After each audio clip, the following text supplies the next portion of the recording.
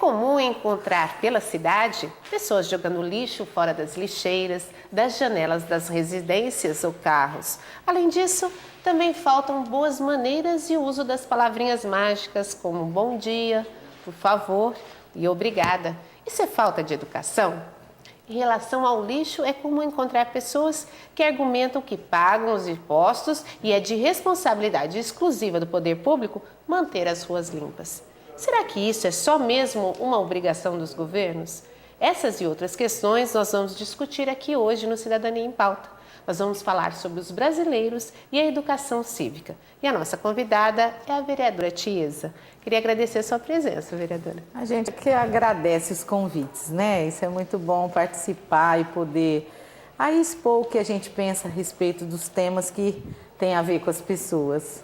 Ok, a gente estava até discutindo um pouquinho antes aqui, a gente querendo delimitar o que seria essa educação cívica. E a gente tinha uma matéria escolar antigamente que chamava-se Educação Moral e Cívica, né? Que a gente queria que a senhora definisse um pouco, né? O que seria essa educação moral e cívica e o que seria a educação cívica. Na verdade, a gente acompanhou um pouco a mudança, né, da educação moral e cívica para estudo dos problemas brasileiros. Talvez tenha sido uma medida tomada em razão da questão da moral, né? Que a questão da moral é uma discussão muito particular, é uma discussão diferente da educação cívica. Então, eu acredito que foi abolida esta disciplina, educação moral e cívica, por causa da moral, mas ficou faltando a educação para o civismo, para a cidadania, que é muito importante e que a sociedade brasileira precisa investir nesse campo. A gente tem visto algumas posturas dos países europeus, dos países americanos, em que a gente fica admirada de ver como é que as pessoas conseguiram chegar naquele padrão de civilidade. Eu acredito no povo brasileiro. Eu acredito que se a gente tiver isso como pauta, né, nós vamos conseguir chegar lá também. Porque a gente também tem atributos que nos permitem exercer a cidadania de maneira diferenciada. Vamos definir o que seria esse civismo, né? Na verdade, eu entendo que são as condutas, as posturas que as pessoas têm no coletivo, no relacionamento. É óbvio que essas condutas nascem dentro da casa da gente. Elas nascem na família e elas se desenvolvem na família, mas elas se aperfeiçoam na sociedade. E isso acontece quando? Quando a criança começa a ir para a escola, né? Até mesmo a questão do grupo religioso. Então a gente precisa que todos esses segmentos onde as pessoas passam a frequentar, depois que elas se emancipam daquele núcleo muito familiar, todos esses segmentos têm que continuar investindo na educação para o civismo, na educação para a cidadania, que são esses aspectos que a Fátima relacionou no início, não jogar o lixo no chão, a questão de acender e apagar as luzes, escrever no banco do ônibus, na porta de banheiro público. Então, são essas condutas que a gente, infelizmente, vê com muita frequência na sociedade brasileira e que refletem aí o modo de educação da nossa sociedade. Bom, a gente fica imaginando assim que a liberdade, em nome da liberdade, muitas coisas foram deixadas de lado. A senhora vê alguma relação entre liberdade e essa falta, vamos dizer, de educação? Olha, liberdade e respeito são valores imprescindíveis, são valores essenciais e que diferenciam o ser humano racional do ser vivo e racional, dos animais. Então, a questão da liberdade e do respeito, elas são intocáveis na educação de uma sociedade. Então, nós não podemos, em nome da não liberdade, abrir mão de nada. E eu acho que foi isso, muitas vezes aconteceu isso. Falar, por que faz a criança levantar quando o professor chega? Está tolindo a liberdade? No meu entendimento, não está tolindo liberdade nenhuma, porque liberdade é outra coisa. O fato da gente, aluno, se levantar quando chega uma autoridade, porque ali naquela relação entre aquelas pessoas, entre aluno e professor, existe aí uma relação de autoridade. E ali, naquela circunstância, o professor é a autoridade. Então, desde cedo aprender que a gente tem que reverenciar a autoridade, não é idolatrar a autoridade, não. Isso é fantasia, isso aí é coisa de fã, de galerinha, de turminha, de ídolo, de artista. Isso é outra discussão. Mas essa coisa na relação, no respeito com a autoridade, por isso que a gente vê tanta barbaridade. E a senhora vê que há uma inversão, né? Essa idolatria até por cantores ou coisas tão passageiras, né? E essas relações humanas deterioradas, né? Então, Fátima, a diferença grande que eu vejo é isso. Porque essa coisa da idolatria, da paixão, é tudo passageiro. A gente sabendo tratar isso bem, na idade certa, por exemplo, a gente que é mãe, sabe que adolescente tem dessas coisas, a gente sabendo administrar isso se resolve no tempo certo. Agora, outra questão não. Quando você não ensina desde cedo o respeito à autoridade, isso nunca vai, a impressão que a gente tem é que nunca vai aprender, né? Ao longo de toda a vida vai aprender. Por exemplo, a questão de jogar papel no chão, é uma coisa absurda, latinha de refrigerante.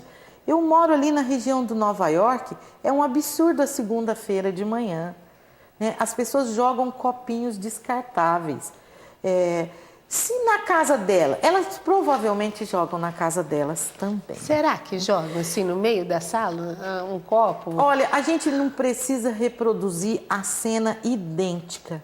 Por exemplo, eles jogam o copo na rua, pode não ser que eles joguem o copo no meio da sala, mas aquela atitude de jogar, de ofender, de não ter regras, né? Não respeitar regras. É dentro de casa, com certeza é muito difícil. Eu falo que bom marido é bom pai, é bom vizinho, é bom tio, é bom primo, é bom amigo, é bom companheiro, é bom funcionário. É muito difícil e é doentio uma pessoa que é um funcionário exemplar e um marido desastroso. É difícil isso acontecer. Um pai cruel. Né? É muito difícil uma pessoa conseguir desempenhar sempre papéis tão diversos assim. Então, por isso que a casa é essencial. A conduta dos pais no processo de educar os filhos é essencial. Porque o fato do menino acabar de comer e jogar o guardanapo dele no chão e achar que é a empregada ou a mãe que tem que limpar, isso aí vai ficar tão cicatrizado no crescimento dele que ele vai jogar o copo quando ele for adolescente lá na avenida, depois da balada. Então, não necessariamente o copo, mas o hábito. Então, o que nós estamos vivendo hoje também é o que está acontecendo dentro das famílias. Em primeiro lugar, a senhora acredita nisso? Não, eu não tenho dúvida. Os pais precisam entender que a educação é alguma coisa para a vida inteira. E que tudo que se planta dentro de casa, todas as instruções que são passadas para as crianças, até os 5 anos de idade, elas vão emergir quando ele for adolescente, quando ele for adulto, quando ele for idoso. Às vezes a gente vê velhos. Esses dias eu fui na Reunidas comprar uma passagem e uma senhora que nem era tão idosa assim passou pela nossa frente. Nós estávamos vários na fila. Aí eu falei para ela, minha senhora, a senhora está passando na frente, tem tanta gente aqui. Ela falou, eu só vou perguntar o horário do ônibus. E era mentira. E ela comprou a passagem. E todos nós da fila ficamos meio revoltados. Depois eu até reclamei, falei com o rapazinho do guichê. Falei, isso é papel de vocês não permitir. Porque para nós fica muito desagradável a gente chamar a atenção de uma outra pessoa. Enquanto que a empresa tem todo esse direito. E aí a gente viu que, por exemplo, essa senhora, ela era uma pessoa adulta. E ela fez isso na frente de todos nós que estávamos lá. Com certeza é uma pessoa que tem por hábito esse tipo de conduta. Né? Então, o tal do jeitinho brasileiro... levar vantagem, né? Isso, houve um tempo que isso daí era bem valorizado. O Brasil já está num outro patamar de civilidade que nos permite não precisar disso. A questão dos direitos sociais ela tem se ampliado a cada dia. Antes, para a gente chegar primeiro na fila, a gente tinha que derrubar meia dúzia. Hoje não é assim. Hoje, por exemplo, os idosos, as gestantes, eles já têm por direito a colocação, o atendimento prioritário. Então, nós não temos mais que ficar com essas coisas. E, às vezes, é preciso recorrer à lei. Por quê? Porque, por exemplo, na educação, falhou essa questão de preferência para os idosos. Por exemplo, eu tenho certeza que nos países de alto nível de civilidade, não tem lei que no banco os idosos têm preferência. É natural, né? A preferência dos idosos é natural. Quer dizer, as pessoas passam a ter uma consciência que não é necessário esse tipo de lei. A gente estava conversando daquele amigo que mora no Japão e que foi pela primeira vez. Eu acho até que é uma história de internet, isso, essas coisas que passam pra gente. Ele chegou com o amigo primeiro na empresa. Foram um dos primeiros a chegar. E aí o rapaz japonês estacionou longe da portaria da empresa. Aí ele falou, rapaz, não tem ninguém no estacionamento. Com tanta vaga melhor, isso, né? Com tanta vaga, bem na boca, você vai estacionar longe. Ele falou, pois é, mas nós chegamos primeiro. Tem que deixar mais próximo para os que chegam depois. Então, uma atitude assim, aqui isso aí já gera uma controvérsia danada. Não, se eu cheguei mais cedo, eu tenho o direito de pegar o melhor lugar. Sim, sabe? sim. Então, quer dizer, pensando individualmente, não no coletivo, né? A Fátima tirou, é individualmente. Então, é um país que ainda acha que largar a luz acesa de uma repartição pública é o outro que vai pagar a conta. Há muito caminho para percorrer ainda? Muito. E nós dependemos de acelerar essa caminhada como? Nós dependemos da família, nós dependemos da escola. A escola não tem que se privar desta obrigação. O Estatuto da Criança e do Adolescente, ele vem sendo muito mal interpretado. Eu sou uma defensora ferrenha do Estatuto. Lá não tem uma linha que fala que o aluno pode desrespeitar o professor. Não existe nenhuma linha que fala isso. E nenhuma linha que fala que o professor será punido se ele chamar a atenção do aluno. Eu aqui faço um desafio para algum professor me mostrar no Estatuto da Criança e do Adolescente que existe alguma linha dizendo que o aluno não pode ser chamado a atenção. Quer dizer que isso não pode valer como uma desculpa, né? Não. Então, nós temos que chamar a atenção, nós temos que ensinar as crianças. E punir e ensinar são coisas bem diferentes. Né? O ensino não pode ter punição. Quando a gente comete erros, ninguém vem nos punir, vem ensinar. É assim que a gente tem que fazer com as crianças. Porque quem erra é porque não conhece. Isso. Agora, a partir do momento que passa a conhecer, aí errar novamente, aí... Com certeza, Fátima. Então, por isso que a gente chama a atenção das instituições que transitam no mundo das relações humanas. Então, quais são essas instituições? Então, por exemplo, a nossa Câmara mesmo aqui, isso aqui é um programa que pode chamar a atenção de alguém para essas coisas. Então, onde a gente puder, os programas assistenciais. Por exemplo, nós temos os CRAS aqui em Araçatuba, que trabalha com as famílias. Além de todos os desafios de trabalho social que um CRAS tem, ele também tem que colocar isso em pauta, a questão das relações. Sabe? Colocar o indivíduo no mundo cívico, no mundo da coletividade. E trabalhar o que significa arrancar o galho de uma árvore à toa, sabe? Esse tipo de maldade de depredar, de quebrar lâmpada, sabe? Isso tem que ser conversado na escola, na igreja. Sabe? Até mais que muitas outras coisas, né, que se perdem tempo ensinando. Então, são coisas essenciais, essenciais. Tantos relacionamentos que são desfeitos por coisas pequenas que poderiam ter... Por exemplo, essa questão de furar fila em banco. Quer dizer, aquilo, furar fila em banco ou qualquer outra fila, pode criar um clima, uma desavença, um bate-boca, até coisas piores. Nós já vimos gente atirar no trânsito. Quer dizer, a atitude de cada pessoa vai repercutir na vida do outro. A gente vai continuar falando sobre esse assunto daqui um pouquinho, depois do nosso pequeno intervalo.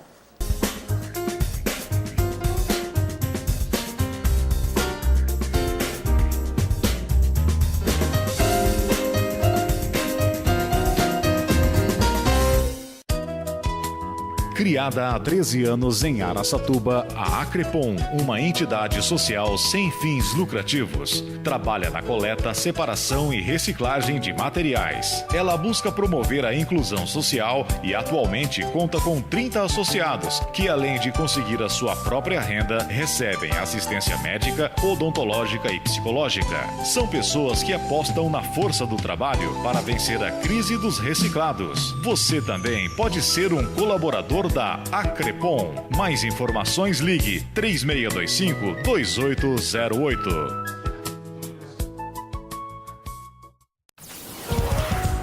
Para obter mais informações sobre a Câmara Municipal e o trabalho dos vereadores, acesse nosso site www.câmaraaracatuba.com.br.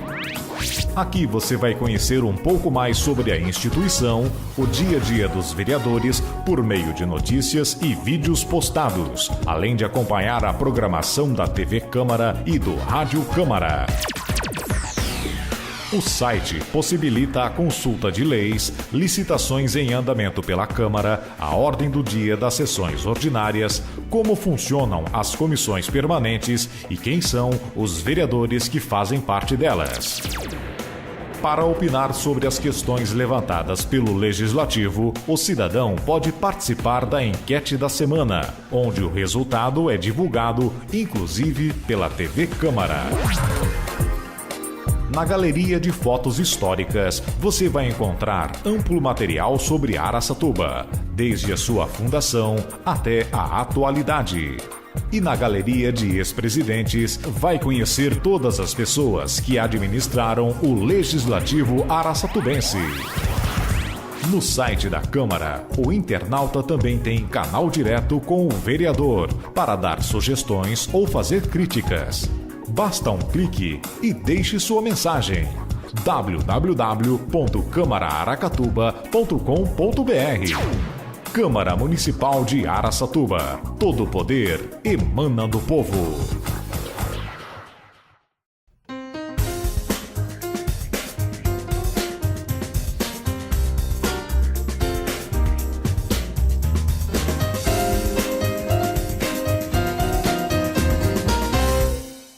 Hoje no Cidadania em Pauta estamos discutindo a situação da educação cívica e a nossa convidada é a vereadora Tiesa. A gente terminou o bloco anterior falando dessa responsabilidade de cada atitude, né, de cada pessoa no coletivo, tá? E a senhora acredita que essa atitude tem a ver com a condição social das pessoas? Olha, eu sempre penso que quem tem mais é porque recebeu mais, né? Então, por exemplo, as pessoas de uma condição social melhor, socioeconômica, melhor, elas têm um acesso maior. Por exemplo, a possibilidade de ter ou conhecido ou vivido em outra sociedade. Por exemplo, a questão, meu filho estuda na Inglaterra, sabe, ou ficou um ano em tal programa na Austrália. Então, o fato de ter mais oportunidades deveria garantir mais conhecimento. Mais educação. Mais educação. Às vezes isso nós não podemos dizer que isso é regra, porque tem muitas pessoas que não tiveram acesso a quase nada disso e que têm educação invejável, posturas invejáveis, né? Então, aí a gente vê o zelo dos pais. Aí a questão da família é decisiva. Então, nós não poderíamos afirmar E a questão daquelas pessoas que têm uma condição financeira mais difícil acaba ficando mais com a escola, né? Eu acho que Isso aumenta a responsabilidade das instituições que tem a ver com a vida desta criança.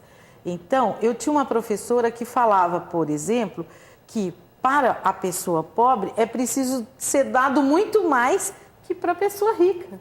Porque para ela conseguir chegar numa média, num mínimo, é preciso muito Mas quando investimento. se fala isso, há uma repercussão enorme, né, vereadora? Quando fala assim, em ajudar essas pessoas, elas terem uma parcela, terem mais cuidado, por exemplo, do governo com relação a conseguir... Então, mas os programas de governo precisam ser primorosos.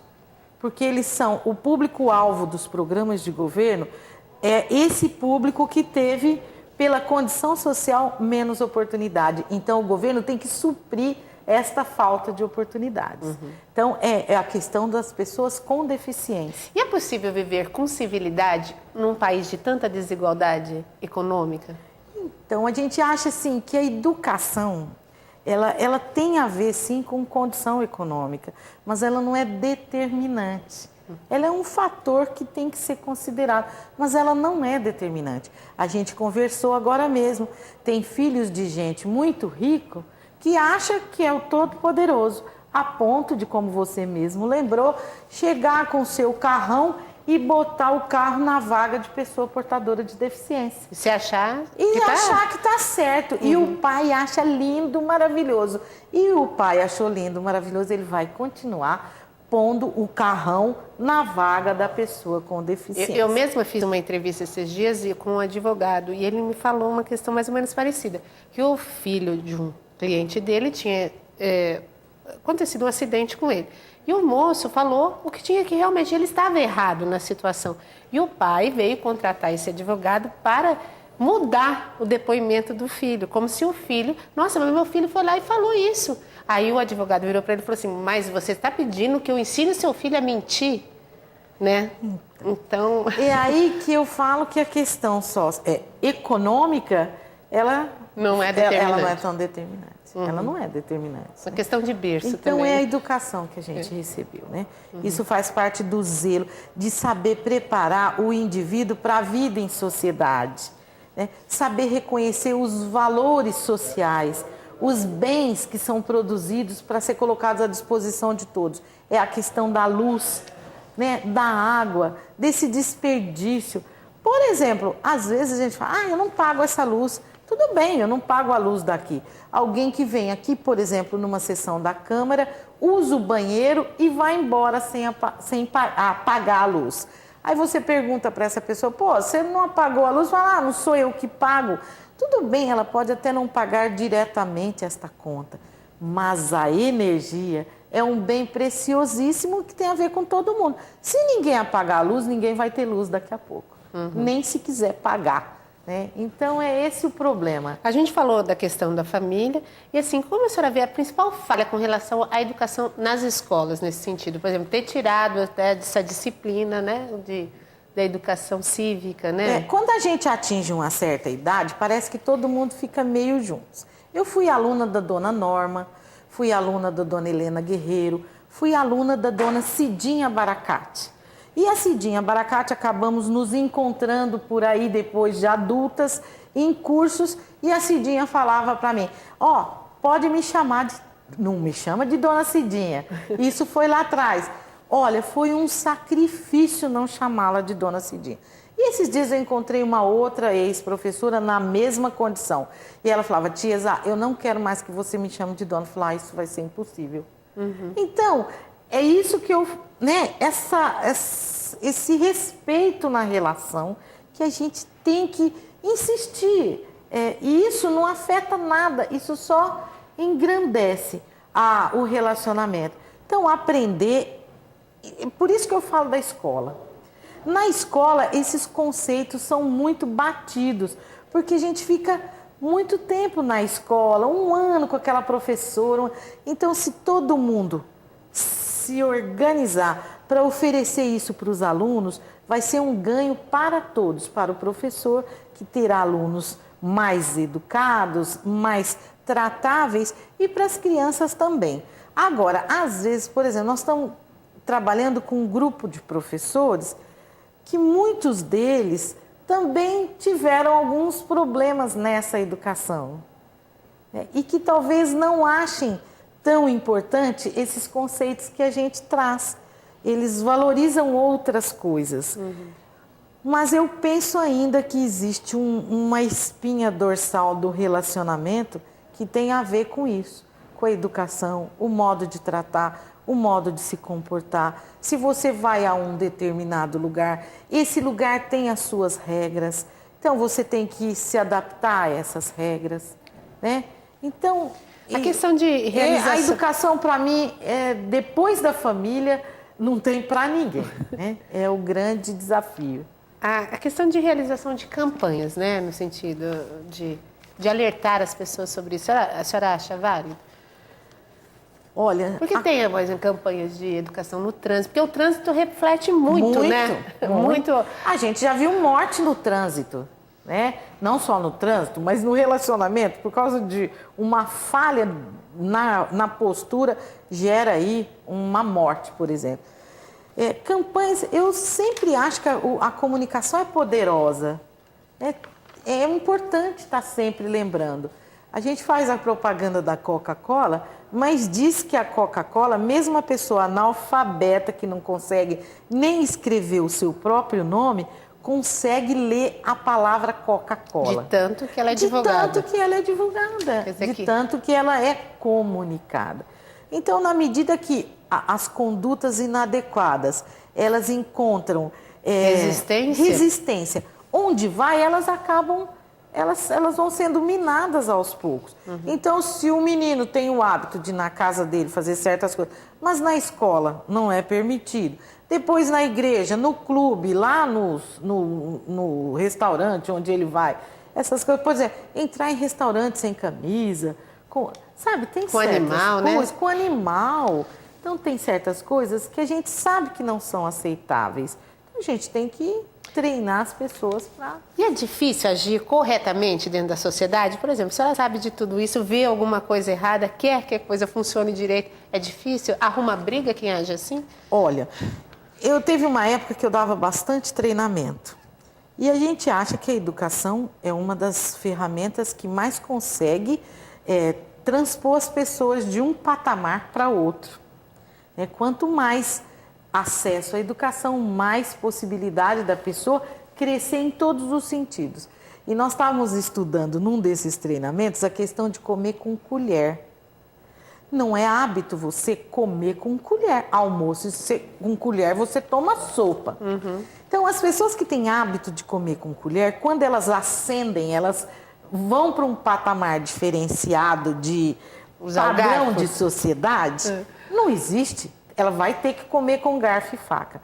Garfo e faca é o talher usual de toda a sociedade. Por que eu vou insistir em ensinar, deixar meu filho comer com colher? Porque a hora que ele chegar ali, ele vai sofrer para comer com garfo e faca. Então já ensina logo cedo. Usar talher, garfo, faca, colher, sopa, colher de sobremesa. Aprende, porque aí não sofre lá na frente. Então é isso que eu penso.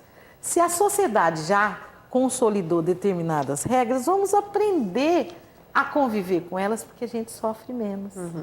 Então, não é difícil, não é difícil, porque ninguém impõe, uma sociedade não cultiva hábitos que são impossíveis de serem desenvolvidos. Então, não é difícil. Tudo que vira norma, vira regra, é porque a maioria usou. Então, porque é o melhor para a maioria. Para todo mundo. Bom, e existem essas regras, essas normas que são as leis, né? Leis que determinam determinadas atitudes. E você, como cidadão que vê um outro infringindo, o que deve fazer? Então, a gente tem que ter isso assim. Hoje, a questão da liberdade e dos direitos é uma questão muito séria. Eu, sempre que encontro uma possibilidade de estar falando ou de estar agindo, eu faço isso. Mas tem hora que é difícil. A gente se preocupa, você não sabe com quem está lidando, de repente você vai falar. Por isso que eu contei a história daquela empresa de ônibus. Então, a própria empresa tem que ser rígida nas regras, que aí ela ajuda o cidadão. Porque aquele rapaz que atendeu a moça na frente de todo mundo, aquela senhora, se ele tivesse falado, minha senhora, tem outro na sua frente, o seu lugar, acabou, já teria resolvido. Então, daí a importância das instituições também se disporem a cumprir este papel de ajudar a sociedade no civismo, na civilidade. Quais são as suas expectativas de futuro para a relação da sociedade brasileira em relação ao civismo? Essa é a nossa última pergunta, que o nosso tempo está acabando. Por exemplo, a aprovação do Ficha Limpa é uma coisa interessante, que mexe com esse modo da gente enxergar o jeitinho brasileiro. Então, nós precisamos de leis e cumprir as leis de maneira mais rígida, de exigir mais, de ter mais oportunidade de falar aquilo que agrada a todos. Então, nesse sentido, eu acho que a gente tem que avançar. E aí eu tenho uma expectativa grande com relação ao futuro. As escolas precisam perceber que elas são capazes de fazer essa mudança. As famílias precisam perceber que elas são capazes de influenciar nessa transformação. Até a autoestima do professor com relação a isso, a criar novos cidadãos. A educação é uma via de mão dupla. Cada coisa boa que vai para lá, ela volta, não tem dúvida. Né? E assim também os relacionamentos. Tudo que oferece de bom, volta de bom. Né? Quando você oferece coisas ruins, sempre a tendência é voltar coisas ruins. Então, se todo mundo se organizar e falar, não, nós vamos fazer um Brasil diferente, nós vamos fazer um Brasil mais cidadão, mais civilizado, as relações mais saudáveis, na saúde, na educação, no trânsito, todo mundo investindo nisso, eu não tenho dúvida de que a gente vai dar esse salto, com certeza. E sempre, por favor, jogar papel no chão, né? Respeitar Nem sinalização. só papel, é um palito de fósforo, Isso, né? qualquer coisa no chão, respeitar as regras, a gente né? Pensar no outro como alguém como você, né? A gente já está sabendo que aquilo que vai para o lugar errado causa prejuízo. As enchentes, né? Essa desordem na cidade que provoca. Isso, a mídia já está começando a ajudar bastante na educação das pessoas. Queria agradecer mais uma vez sua presença aqui. A gente também agradece. Ok, eu agradeço você aí de casa que ficou com a gente. Lembrando que o nosso programa vai ao ar em 2 horários, às segundas, quartas e sextas, às 8h30 da manhã e ao 12h30. Eu conto com você. Até lá.